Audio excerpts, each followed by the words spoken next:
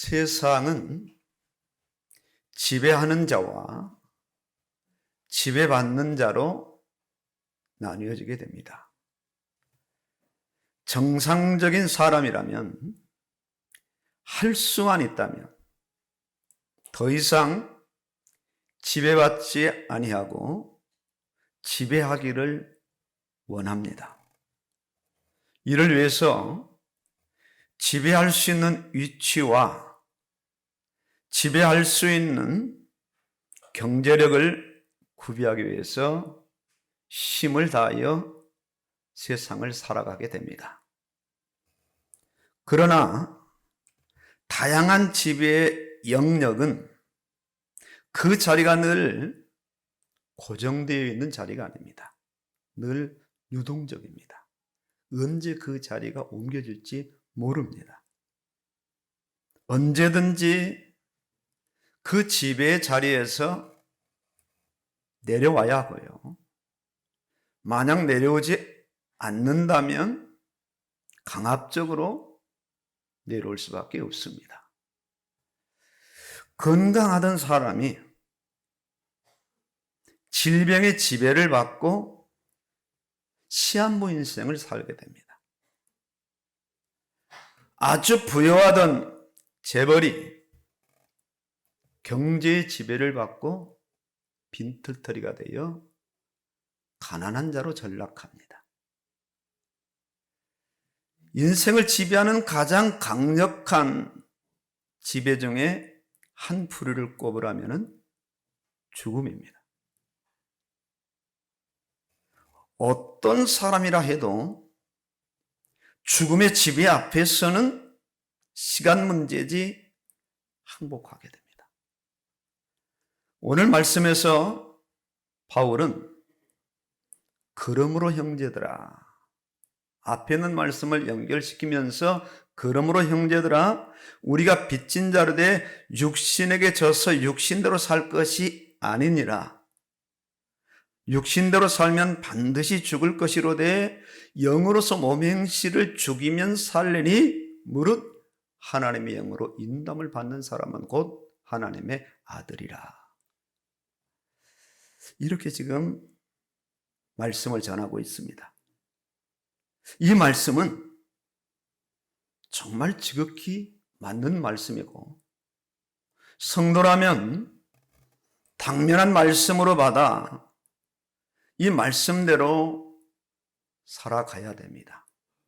영으로 몸의 행실을 죽이며 하나님의 영으로 인도함을 받는 그런 사람을 사는 것은 지극히 당연합니다. 그러나 육신의 영역이 그렇게 간단하거나 호락호락 그 자리를 내어주질 않습니다. 어쩌면 가장 감당하기 어려운 부분이 육신의 영역입니다. 평생을 살아온 자기 안에 육신의 영역을 그 입지를 그렇게 쉽게 양보하거나 내어주질 않습니다. 인간은 육신을 입은 존재예요. 그러나 육신이 인간의 중심 구조가 아닙니다. 하나님께서 인간을 창조하실 때 육중심의 인간을 창조하시지 않고 영중심의 인간으로 창조하셨어요.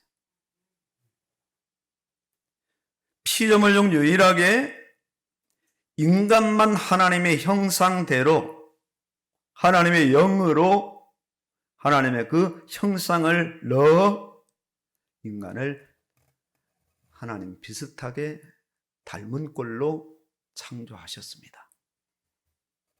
영이 있는 존재, 하나님의 영이 인간과 함께 할 수 있는 존재, 이런 인간이 이기 때문에 육신이 주도하는 인생이 아니라 영이 주도하고 영이 육을 지배하는 그런 삶을 살 때 이런 인생이 균형 잡힌 인생이고 정상적인 인생이고 행복한 인생입니다. 하나님께서 영을 위해 부여하신 인간에게 주신 그 기쁨과 행복은 지금 세상의 언어로 다 표현을 할 수가 없어요. 천국을 우리가 성경에서 가끔 엿보게 되는데 천국의 그 도로 포장재가 순금입니다. 제 말이 거짓말인지 계시록 21장, 22장을 한번 찬찬히 읽어보시면 도로 포장재가 순금이라는 것을 발견할 수 있어요. 그 정도거든요. 그 기쁨, 그 영화, 그 영광이 대단합니다. 어마어마합니다. 하나님급이니까, 하나님 수준이니까요. 인간의 영에 허락하신 말씀을 순종할 때 하나님의 영과 결합이 되고, 하나님의 영과 결합이 된 인간의 영은 주도적으로 자신의 육신을 지배하면서 세상을 살게 돼요. 육이 영이 타고 다니는 자가용처럼 영이 하고자 하는 일에, 가고자 하는 일에, 이루고자 하는 그 모든 영역에 육신이 그대로 따라가서 전부 활용되는 그런 삶을 살아가요. 분리되는 게 아니잖아요. 하나로 있는데. 이렇게 살 때 그 인간들이 사는 세상은 낙원입니다. 부부가 살아도 부부싸움이 없죠. 영이 주도하니까. 하나님의 영과 하나가 되니까. 그리고 하나님이 말씀하신 그 말씀을 따라서 영이 주도해서 자신의 육신의 삶을 끌고 가니까 불화협함이 없고 그것이 아주 절묘하게 하나 되면서 하나님의 뜻을 이루며 세상을 살아가기 때문에 하나님은 그 현장에 복을 주시고 그 현장은 지상 낙원이 돼요. 이런 인생들에게 피조물은 완전 복종입니다. 완전 복종.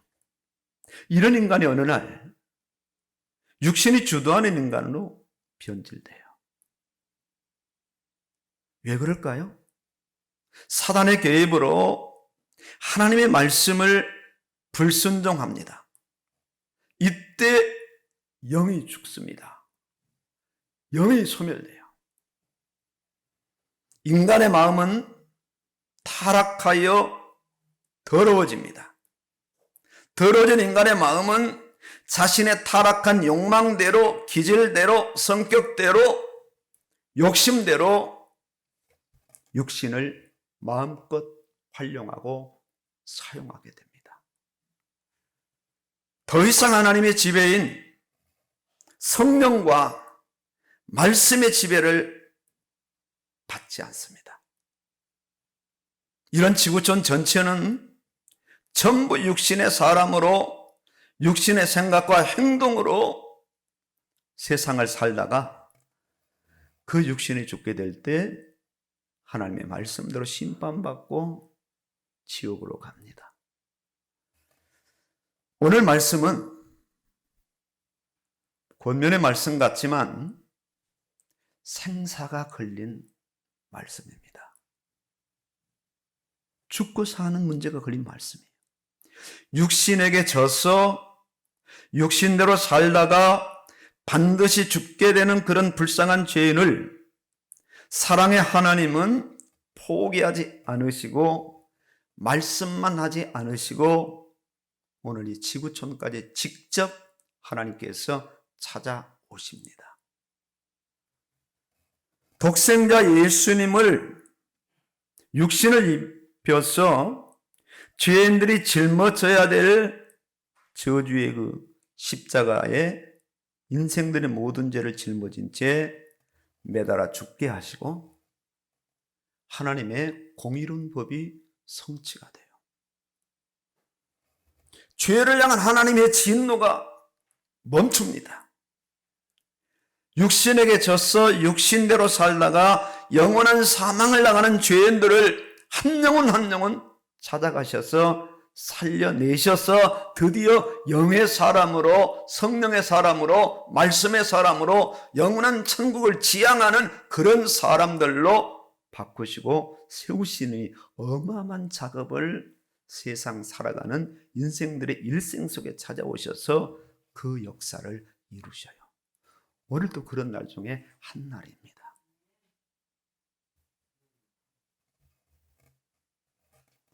이럴 예수님은 말씀이 육신이 되어 말씀하신 대로 육신을 입고 오늘 이 땅에 죄인 가운데 임하셨어요. 예수님이 대신 죽으심으로 죄인들의 죽은 영을 살려내시고 살려낸 심령들 안에 성령께서 내재 곧 임재하셔요. 이제 본격적으로 영으로서 몸의 행실을 죽여서 살게 되는 생명의 인생으로, 생명의 삶으로 구원받은 자들을 인도하셔요. 교회 다니면, 예수 믿으면 뭔 재미로 사나, 그런 생각이 세상 사람들이 볼 때도 들 수 있지만 본인들도 들 수 있을 겁니다. 이거 참 세상 재미도 없고, 술을 마실 수 있나, 담배를 피울 수 있나, 함부로 타락을 할 수 있나, 뭐 주일날 모처럼 쉬는 데들 갈 수 있나, 뭐 제지하는 것도 많고 하라는 것도 많고, 또 양심이 가책을 느끼고, 이거 편한 삶을 살 수 없어요. 그런데 하나님 반드시 보장하시거든요. 보장하셔요. 완벽한 것으로, 영원한 것으로 보장하셔요. 보장하십니다.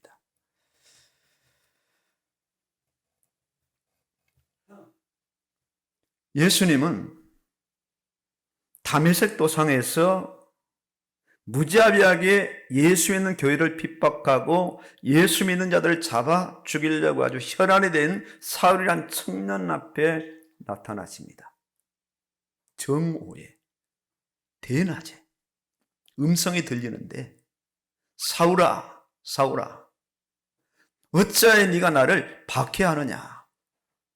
이때 사울이 갑자기 눈이 멀고 다른 사람들은 그 소리조차 듣지 못하는데 사울은 아주 선명하게 듣습니다. 주여 니시오니까 나는 네가 박해하는 예수라. 아주 전격적인 역사가 일어나요. 아주 순식간에 예수님이 직접 찾아오셔서 사울이라는 청년을 만나주시고 그의 영혼을 건져내시고 결합되는 그런 어마어마한 구원의 역사가 일어납니다. 돌아올 확률이 제로인 사울이라는 청년이 한순간에 돌아와요. 아주 짧은 시간에 양육을 받고 돌이켜 변하여 사명자가 되는데, 심지어 예수님의 제자들까지, 초대교회 성도들까지 바울을 두려워하고 거리를 두는 그런 일들이 벌어지죠. 왜? 돌아올 수 없는 사람이 돌아왔거든요. 거침없이 그 사람 입에서 주는 그리스도시요 살아계신 하나님의 아들이시니 이 원색적인 복음이 선포되기 시작합니다. 유대 사회가 발칵 뒤집힙니다.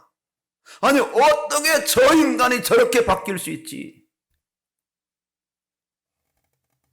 유대교도 놀라고 기독교도 놀라고 세상 다 놀라는 어마어마한 일이 벌어지는데, 이방인과 임금들과 이스라엘 자손들에게 전하게 한 나의 그릇이라.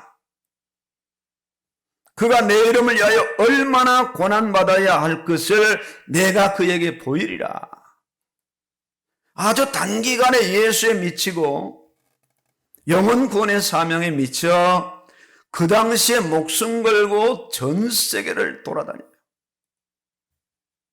노마서를 통해서 모든 인생에 받아야 될 복음의 진술을 전하게 합니다. 얼마나 인간이 타락했는가를 노마서에서 아주 적나라하게 인간을 그야말로 다 들어요. 다 까발립니다. 그 타락한 죄인들을 예수님이 구원하셔서 영의 사람으로 세우셔요. 영의 사람으로. 믿음의 정의는 가장 먼저 인생이 육의 지배를 받다가 영의 지배를 받고 사람의 지배를 받다가 하나님의 지배를 받는 삶으로 바뀌어집니다. 이 부분이 믿음의 정의거든요. 교회를 수십 년 나왔다.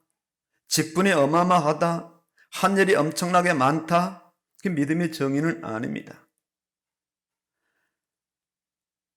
믿기 전에 자신은 자기 육신이 주도적으로 무언가를 지배하며 그 육신의 기질로 살아왔습니다. 그러던 어느 날 복음을 듣고 예수님을 믿게 됩니다. 이제는 자신의 인생의 주도권을 예수님께 내어드립니다. 제 인생은 예수님 겁니다. 예수님은 나의 창조주요, 예수님 나의 하나님이요, 예수님 나의 구주요, 나의 주인이십니다. 내 인생을 예수님께 헌납합니다. 나를 지배하고 나를 다스려 주시옵소서, 나를 인도하여 주시옵소서, 이 육신의 이 영역에서 나를 건져 주시옵소서, 이렇게 무릎을 꿇고 기도하며 예수님을 향하여, 말씀을 향하여 달려갈 수밖에 없는 그런 인생으로 세워가셔요. 자신 인생을 자기 마음대로 살지 않습니다. 자기 인생이지만 자기 성격대로 살지 않습니다. 이 좁은 땅덩어리에 전라도 경상도가 어디 있어요? 다 우리나라고 다 우리 국민이지. 그런 개념이 없어요. 예수 믿으면 사라집니다. 안 그러신가 봐요. 사라져요.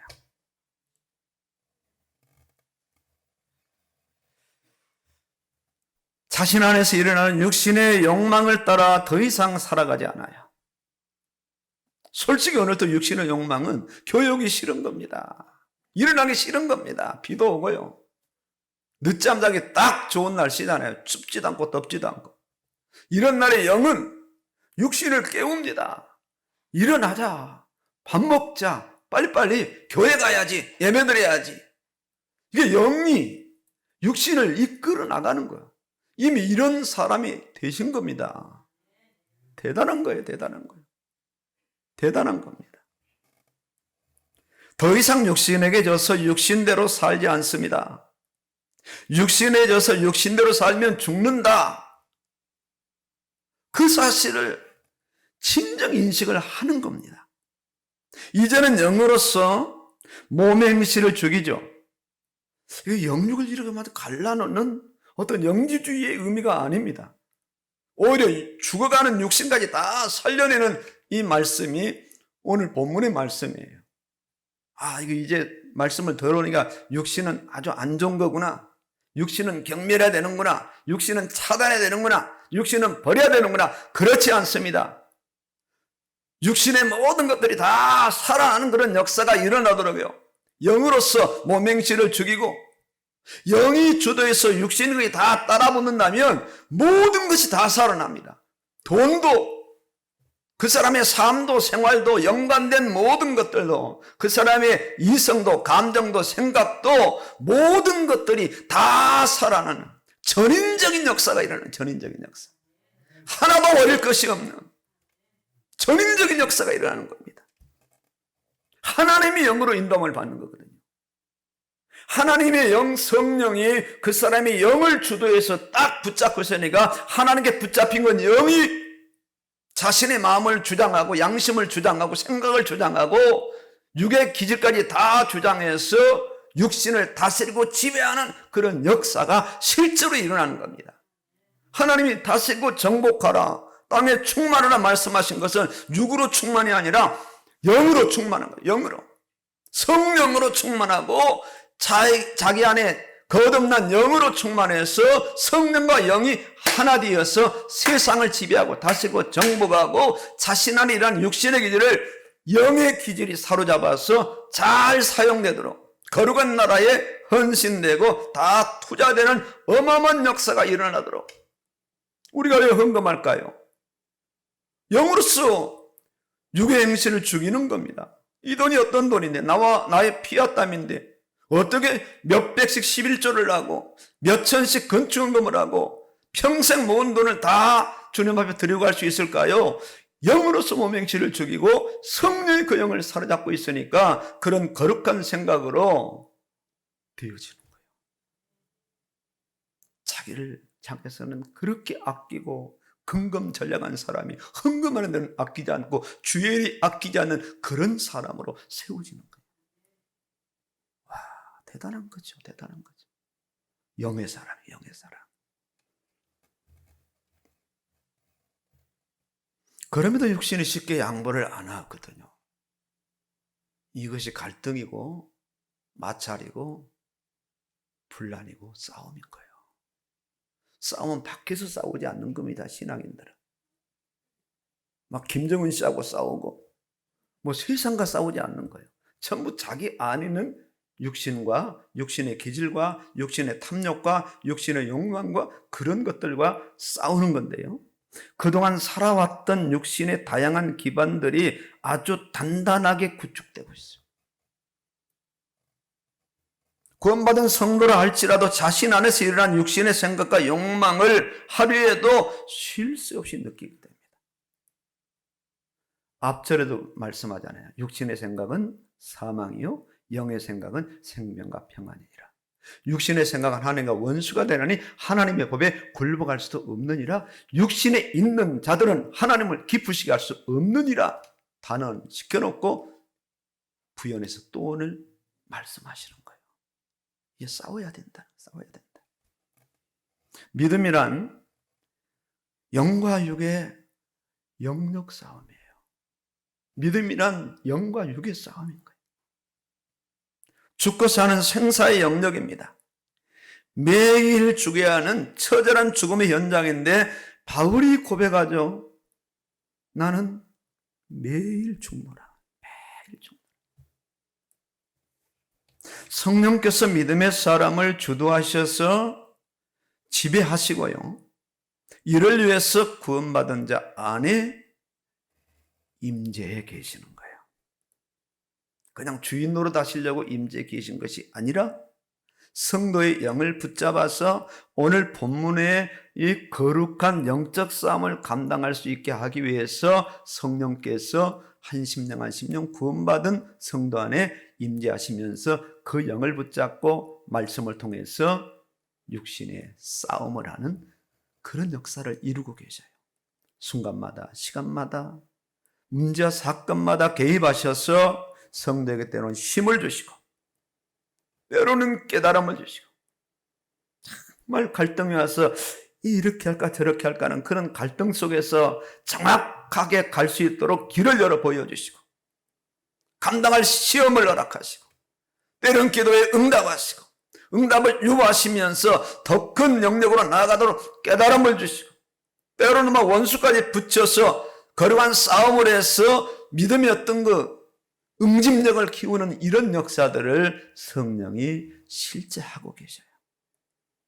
그런데요, 사단도 여기에 개입하는 거예요.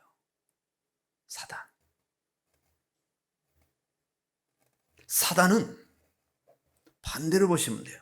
육으로서 영의 행실을 죽이면 산다. 사단이 주장하는 거란 말이에요. 영으로서 몸의 행실을 죽이면 살림이 성령이 그러면 사단은 딱 받아가지고 단어만 살짝 바꿔요. 육으로서 영의 행실을 죽이면 산다. 교회 가는 게 다냐? 돈 벌 수 있으면 주일날도 돈을 벌어야지. 그렇게 해서 감상만 많이 하고 11점 많이 하면 결국 교회도 유익이 되지 않느냐? 그래야 영혼도 살리고 세계복음화도 하지. 그럴듯하잖아요. 그러면서 그 영혼을 죽이는 겁니다.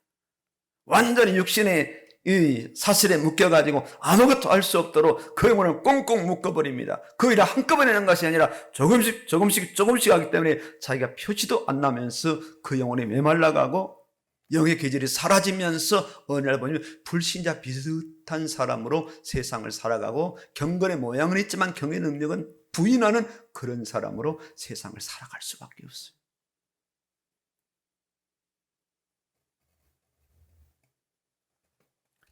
이거 만사매사를 육신이 중심이 되어 결정하게 하고 행동하게 해요.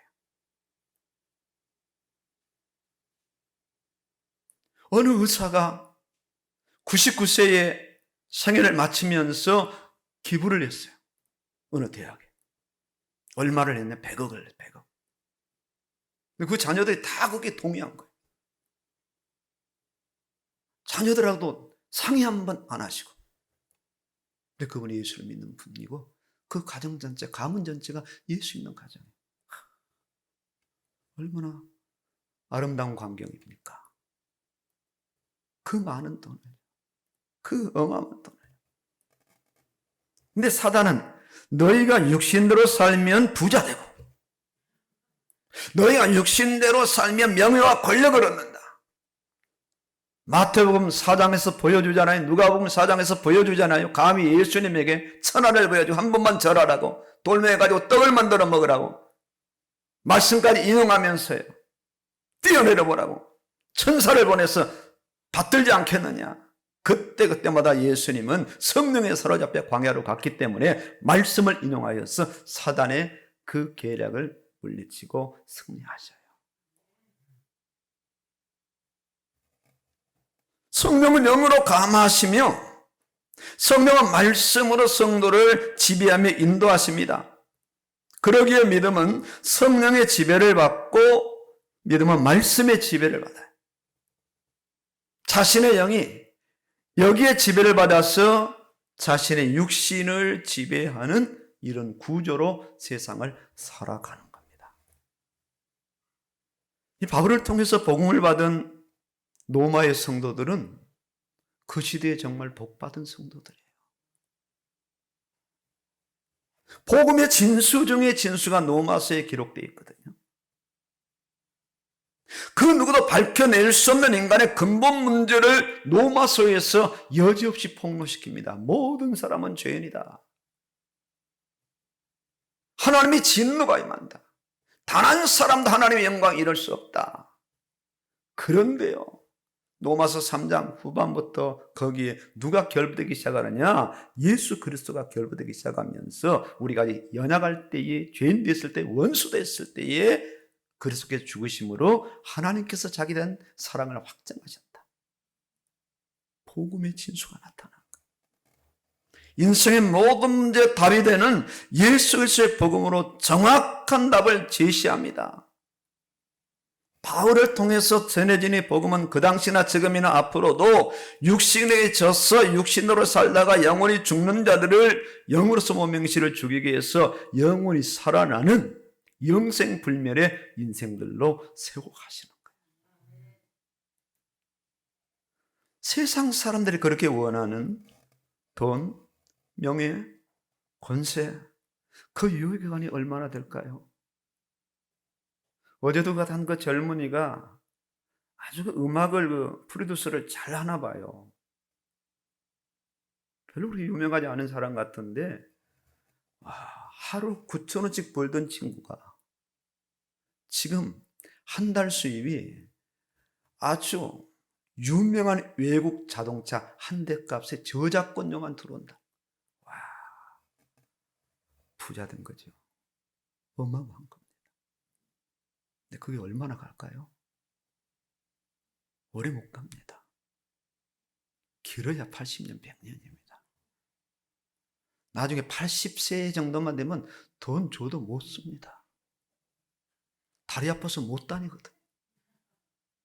귀가 잘 안 들려요. 아무것도 할 수 없어요. 길어야 80년, 100년입니다. 태어나 늙고 병들고 죽는 인생이에요. 이들의 영이 살아나도록 복음을 전할 사명이 오늘 저와 우리 성도님들에게 있는 거예요. 저들의 지배자가 바뀌어져야 돼요. 저들의 지배의 영역이 육에서 영으로, 사단에서 성령으로 바뀌어지도록 오늘 우리는 복음을 전파하는 그 사명을 감당할 수 있는 거죠. 오늘 우리가 이 시간 어떤 사람들인가, 복음에 빚진 사람들이에요. 복음에게 져서. 오늘 말씀하잖아요. 복음에 빚진 사람들. 우리가 빚진 자로 돼 육신에게 져서 육신으로 살 것이 아니라는 거예요. 적어도 존귀하고 거룩한 예수님의 피가 우리를 적셨어요. 원죄와 자범죄에서 우리를 전격적으로 구속하시고 우리를 의롭다 하시고 하나님의 자녀 삼으시고 성령이 함께 하셨어요. 이 많은 은혜가 세상에 어디 있겠어요? 빚진 자들이에요. 더 쉽게 말해서 예수님의 몸값이 지불된 사람들, 우리를 죄에서 건져내기 위해서 하나님은 예수님의 몸값을 아낌없이 지불해 버리신 거예요. 아주 가장 저주의 십자가에 예수님의 죄 없고 의로운 그 육신을 던져버린 거예요. 몸값이 지불된 사람들이에요. 그야말로 대단한 사람들입니다. 어마어마한 사람들이에요. 세상의 어떤 가치와도 비교할 수 없는 사람들이에요. 늘 울어도 눈물 넣어서 갚을 길 없어서 몸 밖에 들을 것 없다고 고백할 수밖에 없는 그런 사람들이 비가 오는 주일, 이 둘째 주일에 지금 여기 와 앉아 계신 거예요. 어마어마한 겁니다. 그러니 이제 더 이상 육신에게 져서 육신의 포로가 되고 육신의 폐잔병이 되고 육신의 속국이 되고 노예가 되어서 이 세상을 살아갈 사람들이 아니다. 여기에 완전히 결론을 내려야 됩니다. 도장을 찍으셔야 돼요. 사인을 하셔야 돼요. 육신대로 살면 반드시 죽는다는 이 사망의 실제를 실제 느끼면서 하루하루 시간 이 세상을 살아가야만 되는 사람들이 어떤 사람들인가? 오늘 여기 모이신 우리 성도님들인 거예요. 그래서 저는 감히 제안하기를 이 응급실에 실려갈 만큼 병원에 입원할 만큼 되지 않으면 교회 와서 예배 드리는 것이 정상이다. 그렇게 생각해요. 네, 귀하니까. 너무 귀한 분들이고 그런 귀한 분들이 모이는 이 장소와 예배가 너무나 귀하기 때문에 그렇다면 이제 본격적으로 영으로서 몸의 행실을 죽이는 사람들이며 이를 위해서 하나님의 영의 인도를 받는 사람들은 확정을 되었다면 이제는 지배의 이 구조에서 육의 지배 구조에서 벗어나야 돼요. 이 비가 별로 안 오지만 하루 종일 비 맞고 돌아다니면 나중에는 옷이 흠뻑 젖을 겁니다. 더 이상 육신의 지배에 조금씩 물려가서 종이 되어서는 안 됩니다. 세상이 무너지다 한꺼번에 무너지지 않습니다. 잽 한 방에 선수가 무너지지 않아요. 그러나 그 잽을 크고 작은 오른쪽 왼쪽 잽을 계속 12라운드까지 무수히 얻어맞으면 마침내 나중에는 무너지게 되는 것처럼 더 이상 육신에게 져서 육신으로 살면 안 되는 사람들인데 이 삶은요 죽음이에요. 삶 자체도 죽음이고 결과도 죽음이거든요. 100% 죽음입니다. 너희가 육신으로 살면 죽을 것이로다가 아니라 반드시 죽을 것이로되 이건 사람의 말이 아닌 하나님의 말씀입니다. 이제는 영으로서 몸의 행실을 죽여야 됩니다. 더 이상 감정의 통제를 받아서는 안 되고 더 이상 육신의 욕망에 끌려가서는 안 돼요. 적어도 예수 믿는 사람이 성령 임한 사람이 돈 벌려고 세상에 뛰어다니는 것처럼 추한 꼴이 없어요. 돈 벌려고 애쓰지 마세요. 정상적인 예수 믿는 사람이라면 돈은 벌려주게 되어 있어요. 먼저 그의 의와 나라와 의를 구하고 막 가다 보면 뭐가 끌려오는데 보니까 돈이야. 이게 구조예요. 예수 믿는 사람의 구조. 돈을 따라가면 하나님의 나라도 없고 의도 없고 아무것도 없고 다 사망인데 하나님의 나라와 영으로서 몸의 행실을 죽이고 성령을 따라 말씀을 따라 막 살아가면 거기에 나중에 따라오는 것들이 뭐 아파트도 따라오고 빌라도 따라오고 돈도 따라오고 회사도 따라오고 뭐 사람도 따라오고 온갖 것들이 다 따라서 딸려와요. 이 모든 것을 너희에게 더하여 주시리라. 예수님의 사람이 재발되는 것은 극히 성경적인 겁니다. 예수님의 사람이 그야말로 세상의 위대한 인물이 되는 것은 정말로 성경적인 거예요. 왜? 자기 힘으로도 열심히 하는 거기에 영으로서 열심히 하고 성령이 함께 하시고 성령이 그 사람의 모든 뇌 구조를 붙잡고 역사하시니까 그 사람이 일반 사람보다 뛰어난 것은 불보듯 뻔한 일이에요. 예수님의 사는 세상에 뒤처지고 못 살고 이렇게 산다는 것은 너무 비정상인 거예요. 그럴 수 없거든요. 얼마나 육신으로 살면 그렇게 살겠어요. 돈 벌 생각하지 말고 집 살 생각하지 말고 아파트 평수 늘리려고 하지 말고 그것처럼 비참한 게 없어. 얼마나 못났으면 성령이 임한 사람이 아파트 평수 보러 다니고 돈 벌려고 다니느냐고. 이거 하수들이 하는 거지. 고수잖아요 우리.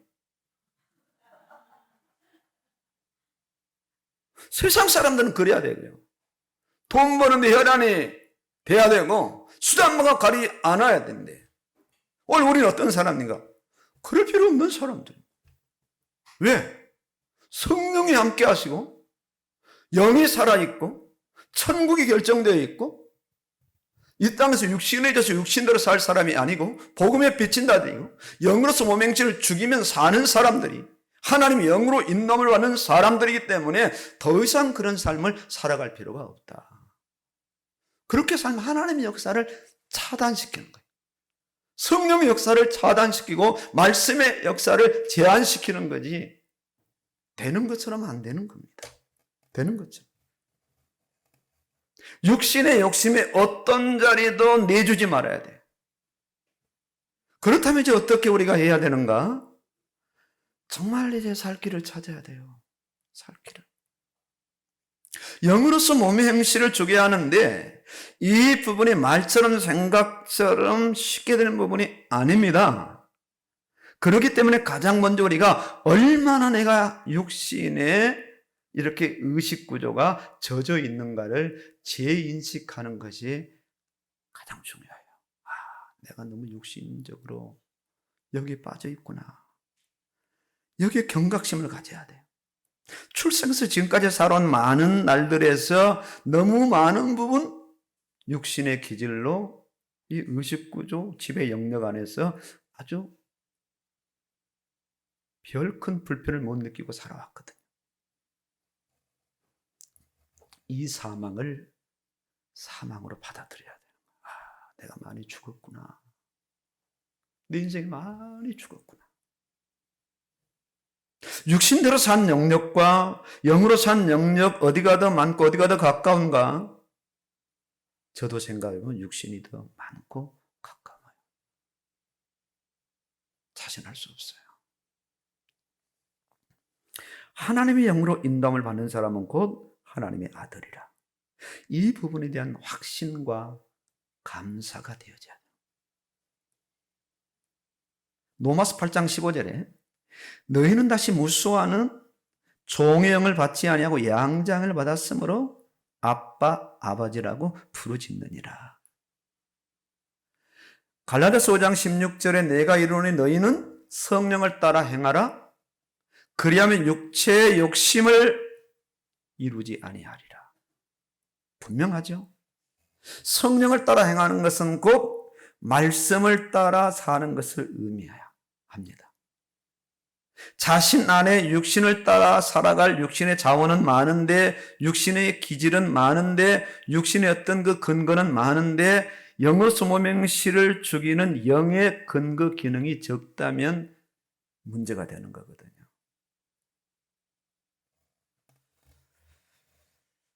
내 안에 잠재된 것은 그대로 나올 수밖에 없으니까요. 그래서 우리 안에 영의 기질, 영의 근력,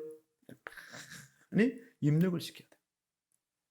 제가 이제 새벽에 운동하면서 턱걸이를 한번 시도해봤거든요. 한 개 하는데 힘들더라고요. 정말 바들바들 2개, 3개 막 후투루투래. 팔심이 너무 없구나. 그래서 작정을 한번 해봤어요. 좀 길러야 되겠다. 계속. 저희 아내가 감독입니다. 오늘 10개야, 10개, 10개. 다리를 막 흔들거리고 몸을 떨고 별짓을 하면서 끙끙거면서 그냥 막 체력을 올려가는데요. 이거 정상이 아닌 거, 정상이 아니에요. 누가 하면 웃을 겁니다. 간신히 부들거리는 한 3개는 정상 여기까지 오고 나머지는 전부 여기서 왔다 갔다 하다가 채우고 하다가 제가 또 2단계로 작업을 하면 버린 게 있어요. 집에 들어가는 문에다가 철봉을 걸어놨어요. 볼 때마다, 나갈 때마다 한 번씩. 지금은 이제 힘이 붙었어요. 10개는 아주 정상적으로 올라가고 부들부들 하면서 15개까지는 된다. 그러면 20개로. 영으로 살려니까 부들부들 떨려. 왜? 내 안에 영의 기능과 근력과 힘이 너무 없으니까 부들부들 그만하고 밥이나 먹자. 이런 겁니다. 힘이 없어요. 어떻게 가능할까요? 성령과 말씀이에요. 내 안에 성령 계심을 놓치지 말아야 돼. 이제 본격적으로 내 안에 성령 계심을 끊임없이 인식하며 놓치지 말고 생각하며 확인하며 인식하며 재확인하며 말씀으로 충만해야 됩니다. 본격적으로.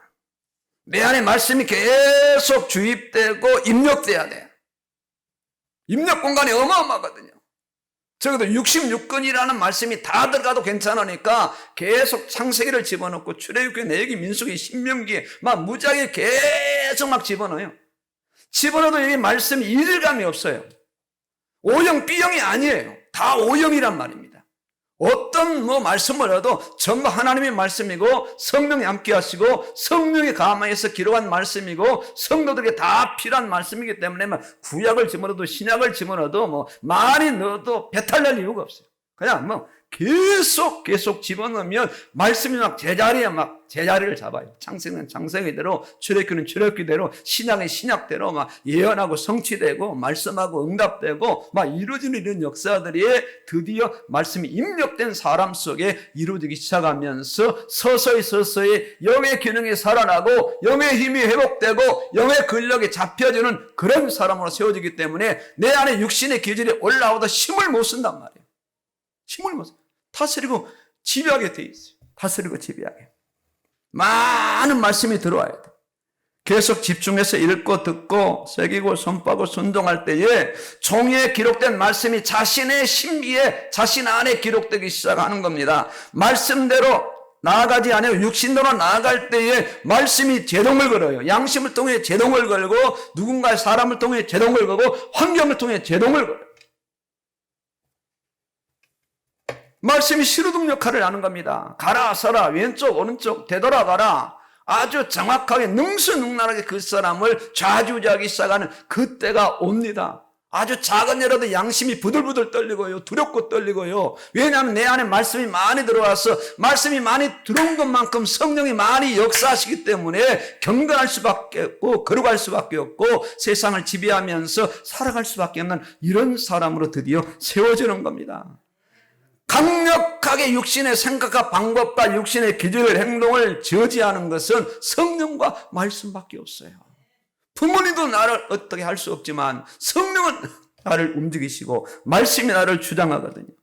주여 이제는 성령으로 충만하게 하옵소서. 주여 이제는 말씀으로 충만해서 주의 영으로만 인도받는 영의 기질로 육을 죽이고 사는 그런 사람으로 살게 하여 주시옵소서.